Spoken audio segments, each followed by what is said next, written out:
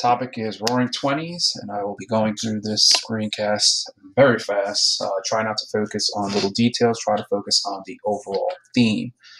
You probably want to use this particular sheet here, and if you feel the need to address any of the business or African American experience, you can just place them here. Notice how we have various groups.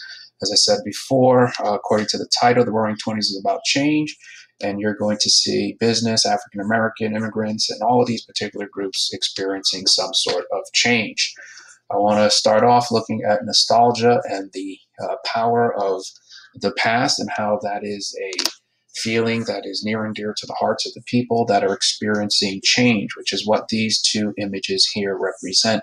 I will reference these throughout the year, and it's really designed to get you to think about why people would be motivated to kind of feel a certain way.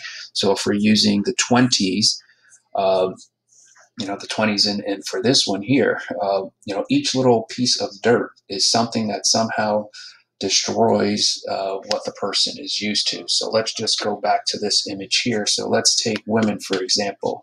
Women prior to the 1920s, there was a certain expectation for women, and you're going to see the lives of women change. And so every piece of change, whether women are changing their hair, changing their speech patterns, that is another piece of dirt that gets dropped into the glass of water that turns this to that. And people usually deal with that in a way where they just reject. Why? Because when there's uncertainty ahead, people tend to reject some of the new changes because people are pretty much stuck in their ways, and they want to keep everything pure and they want to keep everything the same, and the change just simply creates problems. And keep in mind how you can do this with numerous things. The Nazis would look at this glass of water and argue that, according to their ideology, inferior racial groups are destroying the purity of German blood.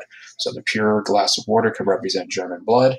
And then let's take, for example, the Romani, let's take the Jewish people, all of that, those genetics are things that destroy the purity of German blood.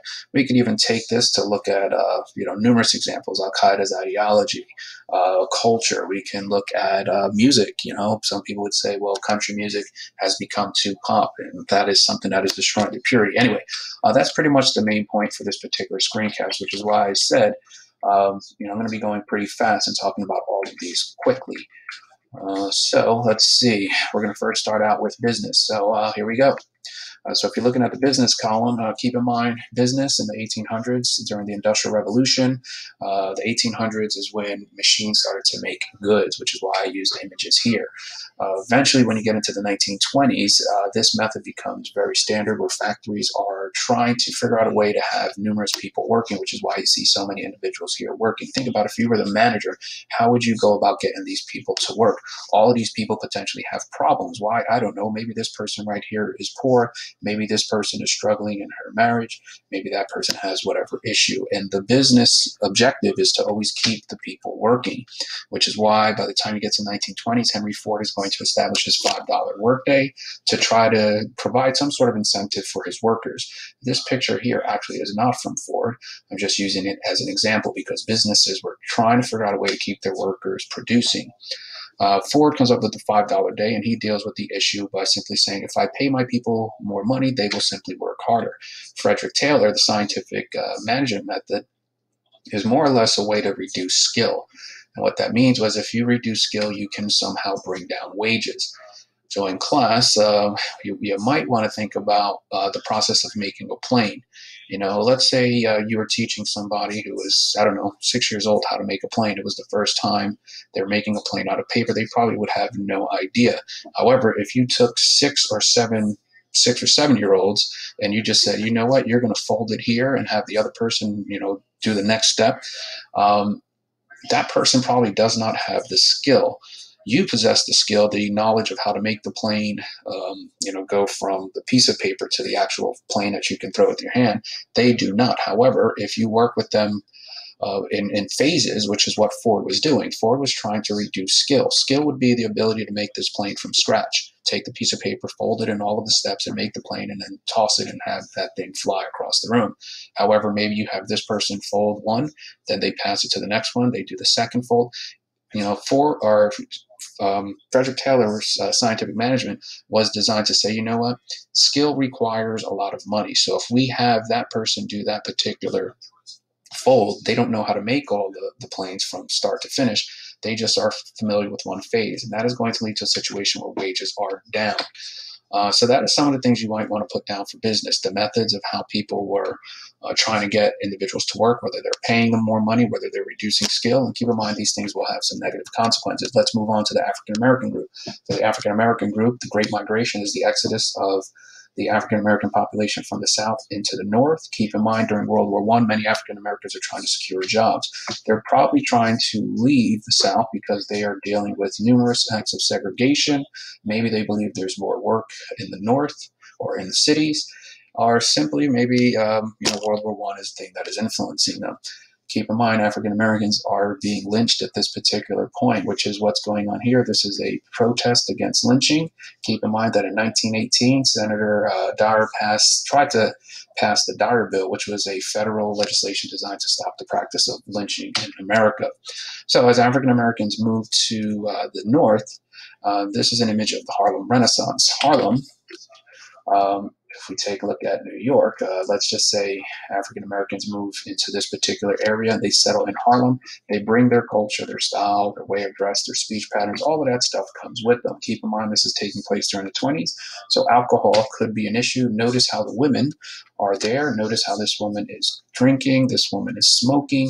And they don't seem to have any males with them, which possibly says that they are contradicting the way, challenging the way women are supposed to act for the 1920s. So this image here is just trying to depict possibly life in Harlem.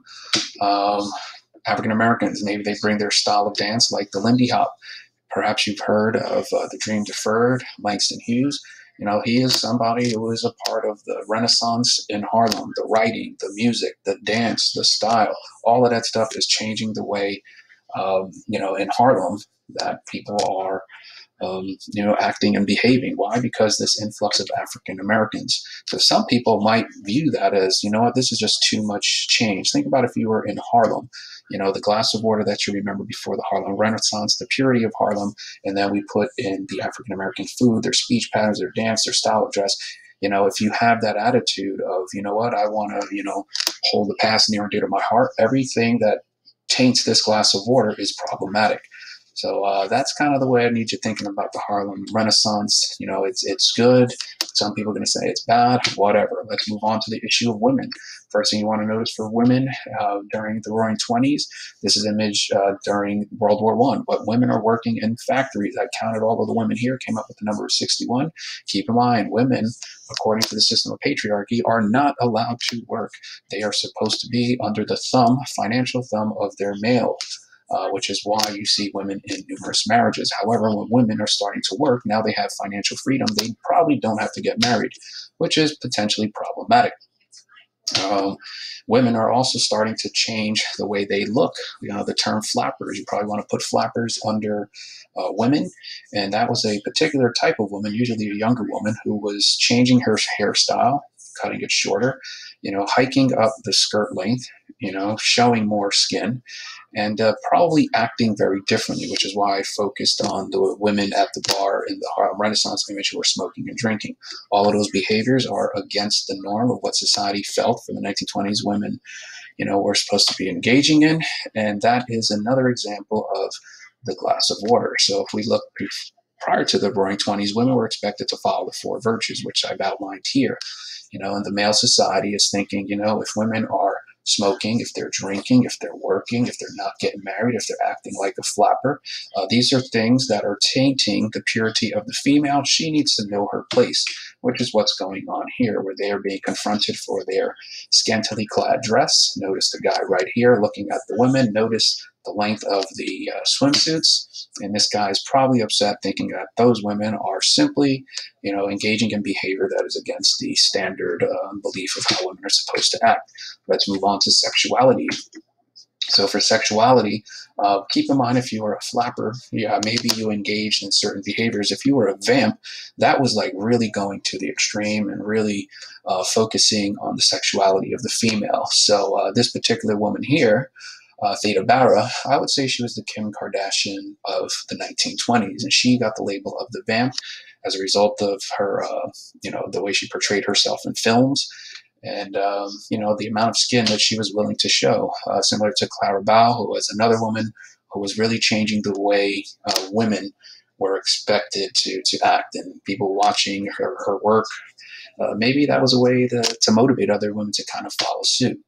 Which is why, once again, we're coming back to the flappers. And this is supposed to be in the sexuality section. And I think there is a link here because when we think about, let's say, homosexuality was something that really did not exist as a term. You probably would have wanted to call somebody an invert. An invert was somebody from one particular sex that internally, the biological explanation for their outward expression of their behavior was the result of them having the opposite sex trapped inside of them. So if I was a male, and maybe I was engaging in behaviors that society felt was too female-like, that was a result of the internal female that I have inside of me. And so why is that significant? Well, as I said before, homosexuality as a term does not exist. It's not really in the mainstream, but sexual inversion was. And so these women here, they're engaging in man-like behavior. So, the question here is this woman who is drinking, smoking, independent in her ways, is she acting that way simply because she's a female and she's making a conscious choice, or is it a result of the internal male that she has physically located in her body? If so, that would be inversion. So when we look at this particular image here, they're trying to explain the inverted female. They're saying that the inverted female drinks, smokes, and is independent. The inverted male, on the other hand, never smokes, he never gets married, he is not going to play outdoor games, and he has an effeminate look as well as talk. So they're trying to say that the male acts that way because of the internal female that they have. Keep in mind, this is the sexuality section. So really what I'm trying to get you to think about is the term inversion, probably what you want to put down under sexuality.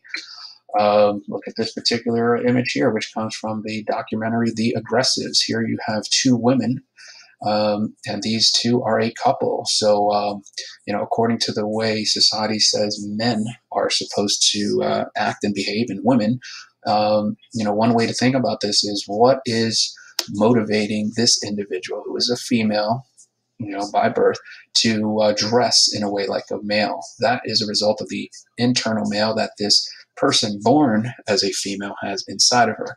What about this woman here? This woman is interested in this woman romantically, and the issue here, maybe this might be a little too complicated, but the argument for the 1920s is that this woman is only attracted to this woman primarily because this woman looks like a male. So it's kind of a nice way to explain inversion or homosexuality, because society is going to feel comfortable knowing that this woman actually is not attracted to somebody who that looks like a woman according to society standards. She's only attracted to this individual because this individual has male-like qualities. So again, through the 1920s, they are dealing with sexuality. Looking at this particular image here, again, society would say that this woman has a male, man-like quality according to the way society wants men to act. So I don't know what that says about this particular relationship here. However, I would say that this woman is the victim from this person's advances as a result of the internal male that this woman has inside of her. I know it sounds complicated, but again, this is just a way to explain homosexuality through the 1920s lens. So you have to kind of disregard the 2020 view, current views on homosexuality. In Germany, they were targeting homosexuals from 1870 all the way up to the point where the Nazis come into power. And in this particular part, they're looking at paragraph 175, which the Nazis would revamp and create 175A.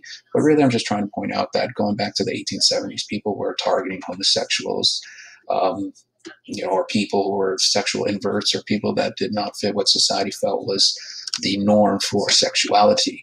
So inversion and homosexuality, if male and female are supposed to stay rigid within their own patterns of behavior, anytime a man dresses like a woman, anytime a woman smokes, that would be like destroying the purity of what society says sexuality is supposed to be. Let's move on to immigration. So for immigration, we see migration patterns from Asia, from Europe, and look at all of the numbers, not too many coming from Asia. a lot of them are coming from these particular regions here. Take a look at the data in this particular slide, which comes from the Census Bureau. For North America, take a look at this one. We're looking at the year 1920, 11 million people. So that's crazy, because when you take a look at all of these changes, the African Americans, we take a look at the Europeans, and they're all going to the cities. The population in the city is going to swell, and people are going to panic that you are killing America. So if you're somebody that is against immigration, you get the label of a nativist. Why? Because you feel that these immigrant groups are destroying the purity of America. Take a look at this political cartoon right here. In this political cartoon, Uncle Sam is trying to restrict who's coming here. Why do I have this particular slide here? Because if you were somebody traveling from India or from parts of Asia, you probably were restricted from coming here. Keep in mind that people from India are going to bring their food, their speech pattern, their style of dress, their music, their language, and so on. And they are dealing with a lot of struggle with regard to maintaining their identity, as well as assimilating into America. These are some screenshots from a newspaper article looking at South Brunswick being the first school district, or one of two, to give off for Diwali, and Americans in 2011 had very similar attitudes. How dare we give off for Diwali? This is America. So all I'm trying to point out here is that those views are representing a nativist attitude. They're feeling that in 2011, the migration of people from India is destroying somehow the purity of America, and this purity is going to become this dirty glass of water. Let's move on to another group, the Mexican group. So the Mexicans, they have an interesting relationship with the United States, where they are asked to come here when it comes time to have a need for labor. And you come to find out that in the 1920s, I believe it's 1929, the Mexican Repatriation Act, where the United States government sent back over 200,000 Mexican Americans and deported them back to Mexico, which is what these New York Times articles are showing you. 35,000 Mexicans are leaving California. Keep in mind, when World War II begins, these Mexicans are going to be encouraged to come back to the United States. So we have a really odd historic relationship with Mexico. Here we see some Mexicans, 1932, as they are being deported. Why? Because, again, the Mexicans, just like any other immigrant group, are destroying the purity of America. Take a look at these political cartoons. In these political cartoons, you see that Uncle Sam is going through extreme measures to try to assimilate the immigrant. Why? Because the immigrant, these individuals have a stigma attached to them. They're undesirable. Maybe they're not educated. They don't know the American way. They don't know the language, all of those things. So keep in mind that there is a nativist attitude that exists in the 1920s, and you probably can make connections to today with regard to some of the immigration issues. Build that wall. Take a look at the wall here. It looks like there's another wall here, and they're telling the immigrants to get out. Here you have yet another political cartoon addressing that same point.